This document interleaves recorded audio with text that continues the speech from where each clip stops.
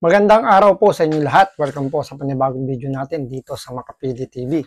Ngayon, ito pag-usapan po natin si Banat Bay kung saan nakakatanggap na raw siya ng mga pagbabanta sa kanyang buhay.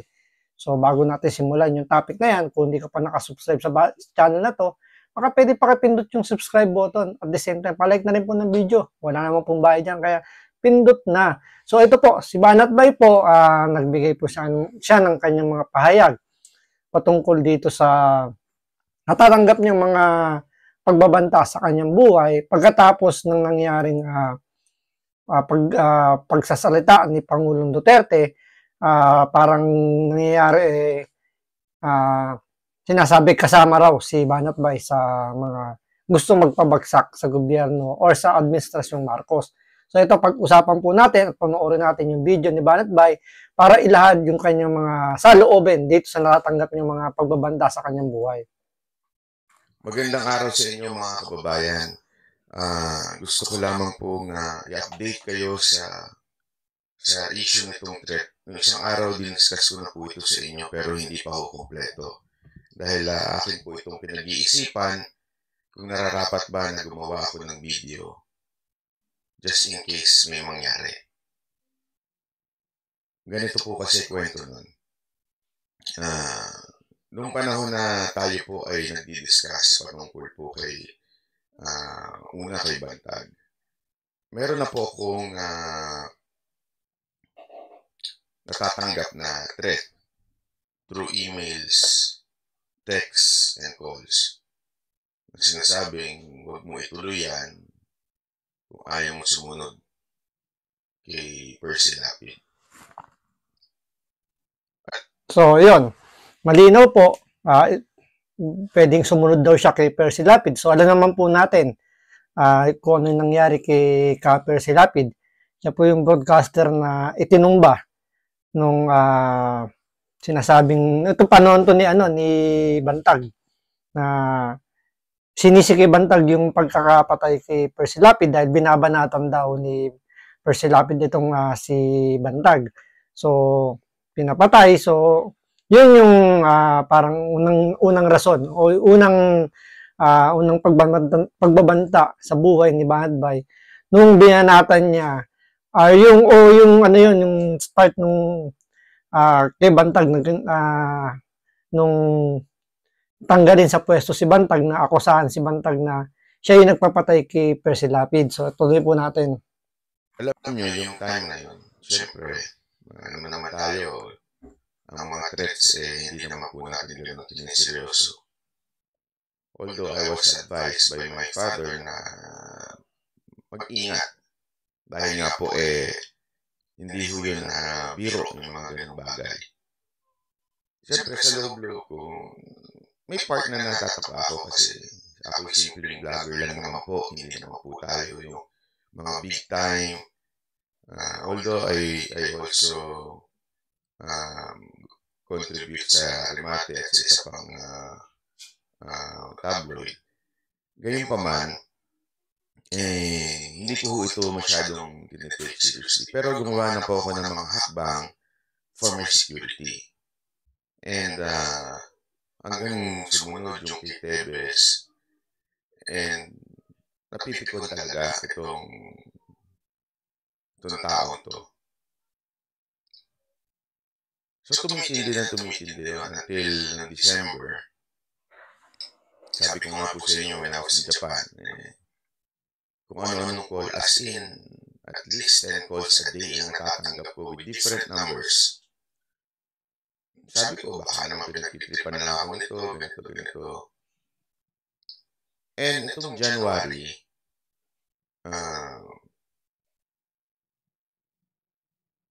meron pa rin akong mga natatanggap. Okay lang, sabi ko, sige, okay lang. Until last night, na kaya nga po ginagawa ko na po itong video na ito. Alam niyo po, sa totoo lang, I don't like doing this kasi lagi ko nang sinasabi ito sa inyo, lalo na yung mga banateros, diba? Minsan kasi may mga vlogger dyan na they think na the world revolves around them. Sa akin po kasi hindi. I really do. I'm just a messenger. I don't want to be the topic. Diba? As much as possible, I don't want to center to myself. Ayokong, alam mo yun, feeling masyado na ganito importante. Hindi ko yan tipo dahil wala lang ako, isa lang akong tao. Compare sa ilang milyong mga Pilipino, ano ba naman ako? Yun ang lagi nasa isip ko. Wow, OA yan, ganyan.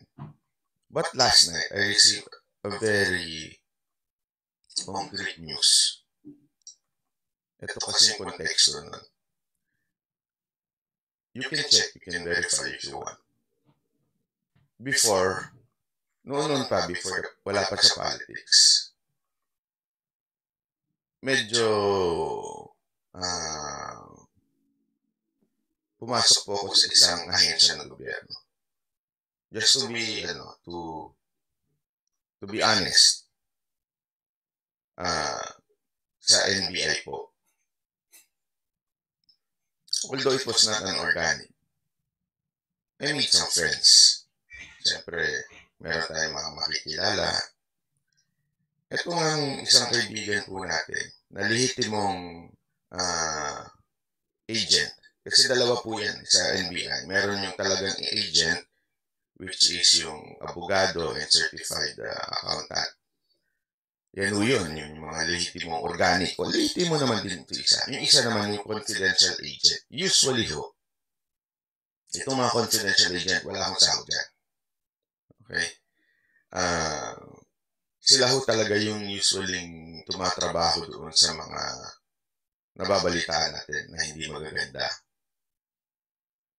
So, etong friend ko na organic agent, nagsabi sa akin yesterday na merong mga CA, di umano, o yung confidential agent, di umano daw, nagpaplanong dukutin ako.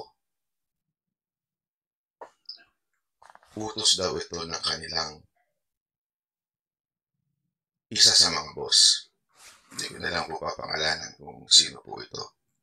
So dito medyo meron tayong clue kung sino yung pwedeng tinutukoy dito ni Banat Bay. Dahil sabi niya, pumunta siya sa NBI. So ano ba ang nakaka-under sa NBI? So posible, yun po yung tinuturo niya dahil yun yung talagang napipigon sa kanya nung time pa ni Bantag. Diba? Andyan nga yung balak silang kasuhan nung in-interview nila si Bantag. Di po ba? Then, yung kay Tebes, nung binabanatan din nila itong tao na to, na sinasabi niyang boss daw, nung confidential agent na yun. So, meron tayong medyo konting clue kung sino yung tinutukoy ni Banat Bay. Na pagkakaalam po natin, ngayon nakalib dahil sa merong iniindang karamdaman. So, posible siya yung tinutukoy dito ni Banat Bay. Kaya medyo legit yung nakuhang intel ni Banat Bay galing doon sa kanyang kaibigan. So, wag naman sanang matuloy yung pinaplano niya, pinaplano ng tao na yon. Pero alam ko namang may idea na kayo.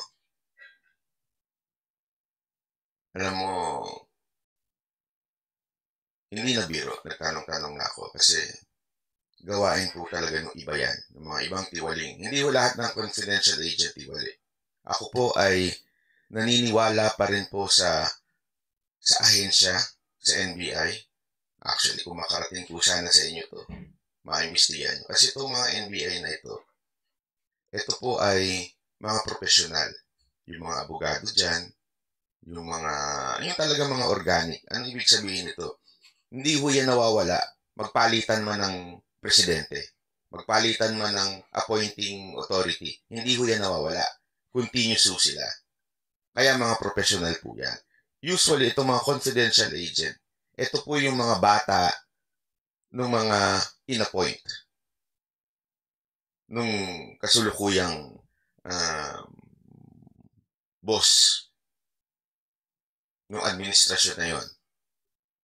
Kundi kaya itong mga tao nung in-appoint doon na mag-head.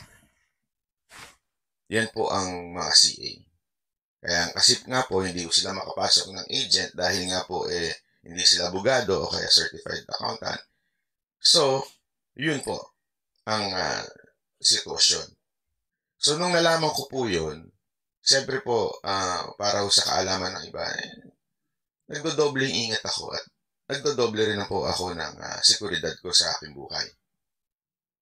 But again, as I've said kahapon, isang araw, sabi ko nga, lahat naman po tayo dyan ng patunguhan. Diba? Ako naniniwala ako dyan. Yan no, ang isang bagay na pinaniniwalaan ko with all of my heart. Sabi nga nila, di ba? To live is Christ and to die is gain. So, hindi po ako natatakot. As a matter of fact, I'm okay. Bakit po? Di tapos na ang problema sa mundo na ito. Kasama mo ng Panginoon. Again, I'm not, ulitin ko, hindi ko po sinasabing ako'y banal.